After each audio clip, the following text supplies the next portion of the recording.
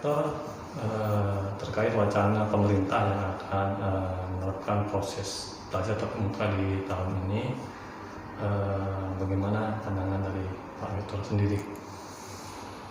Ya, pada prinsipnya kami dari penyelenggara pendidikan khususnya perguruan tinggi menyambut baik apa yang sudah menjadi wacana dari pemerintah untuk melaksanakan kegiatan belajar mengajar secara tatap muka mulai tahun ajaran baru nanti.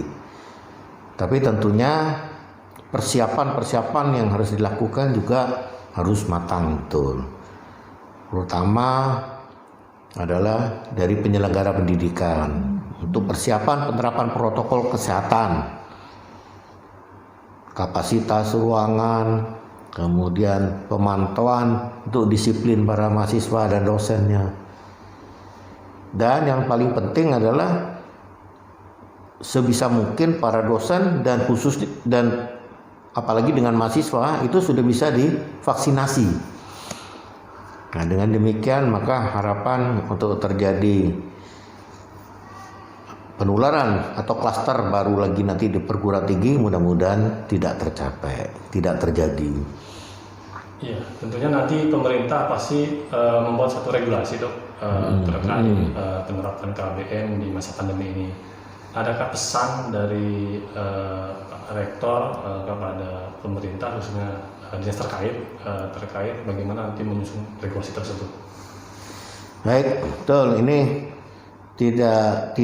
tidak bisa harus juga didukung kuat oleh pemerintah, terutama di dalam mendukung upaya-upaya penyebaran COVID-19 di dalam lingkungan kampus untuk mendukung kegiatan belajar mengajar secara tatap muka. Yang pertama adalah untuk vaksinasi, itu pasti sudah sepenuhnya kewenangan pemerintah, baik untuk penyediaan vaksinnya maupun tenaga pelaksana. Kemudian yang kedua adalah untuk pemeriksaan tes juga harus bisa diupayakan disediakan juga yang murah, misalnya dengan menggunakan Ginos atau rapid test antigen, sehingga pada saat penyelenggaraan pembelajaran pada periode tertentu juga mahasiswa bisa dites agar menghindari terjadinya penyebaran dari pandemi. Dan yang terakhir adalah dukungan dari pemerintah dari aspek regulasi, pengaturan bahwa untuk kegiatan belajar mengajar itu tentunya boleh dengan dibatasi aturan apakah tentang jumlah atau kapasitas, disesuaikan dengan kemampuan ruangan dan sebagainya. Karena kalau tidak diatur, nanti bisa saja penyelenggara pendidikan membuat yang semaunya, tidak lagi tergantung kepada kapasitas, penting berjalan seperti normal, seperti sebelum pandemi. Nah, ini nanti akan menimbulkan terjadinya klaster baru lagi di dalam dunia pendidikan. Di tingkat universitas dok, jika nanti ini diterapkan, tentunya pasti akan ada euforia dari mahasiswa yang akhirnya mereka kembali ke kampus dok. Nah, untuk Universitas Malayhati sendiri, bagaimana menghadapi persiapannya dok?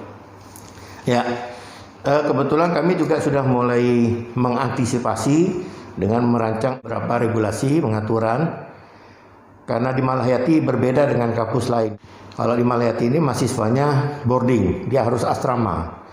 Nah, tentunya untuk masuk asrama kita polakan tidak serentak, sehingga nanti pada waktunya akan kita atur mahasiswa masuk asrama secara bertahap dengan perlakuan prokes yang ketat termasuk pemeriksaan. Kemudian yang kedua, di dalam penyelenggaraan pendidikan juga kita bagi tetap memenuhi kapasitas, tidak memenuhi seluruh kapasitas yang ada. Jadi maksimum mungkin dengan kita menerapkan tahap awal hanya 50% untuk ruangan-ruangan perkuliahan. Selebihnya mereka tetap belajar di asrama atau di halaman, di tempat-tempat terbuka yang kami sediakan secara daring. Iya, tentunya nanti dok pada saat ini diterapkan, belum tentu semua masyarakat khususnya mahasiswa itu telah divaksinasi. Memang harapannya semua telah divaksinasi khususnya para dosen. Jika nanti ternyata masih banyak mahasiswa yang belum divaksinasi, apakah nanti ada aturan khusus yang mungkin dari kampus itu dibuat? Ya, betul. Jadi seandainya ada mahasiswa yang belum tervaksinasi, maka wajib yang bersangkutan yang pertama membawa surat keterangan bebas COVID. Apakah dari hasil rapid test antigen atau dari PCR atau GINUS. Dari uji salah satu dari 3 itu. Dan tentunya mereka akan lebih terbatas lagi mobilitas untuk keluar masuk kampusnya yang belum divaksinasi. Nah, untuk yang sudah divaksinasi, tetap kami juga menerapkan protokol kesehatan seperti biasa, menggunakan masker dan menjaga jarak serta mencuci tangan untuk 3M-nya. Samping itu kami juga dari pihak penyelenggara pendidikan berpesan kepada para mahasiswa dan orang tua mahasiswa agar bisa membantu mendukung penuh untuk kegiatan belajar mengajar secara tatap muka ini. Dengan cara yang pertama adalah tetap mewajibkan kepada putra-putrinya si mahasiswa sendiri untuk mematuhi protokol kesehatan 3M, yaitu menggunakan masker baik dia di dalam asrama, di luar asrama, atau di dalam kelas, di dalam lingkungan kampus atau di luar lingkungan kampus. Yang kedua, rajin mencuci tangan.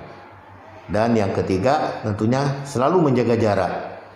Nah, dan selalu mengingatkan kepada putra-putrinya apabila ada keluhan-keluhan untuk segera melapor kepada petugas-petugas yang sudah disediakan di kampus. Dan kepada mahasiswa sendiri juga ditambah satu lagi, mengurangi mobilitas.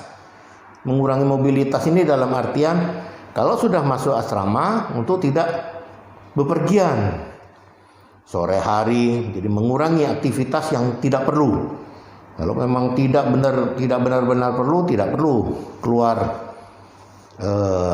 asrama, karena itu bahaya akan kontak dengan orang lain.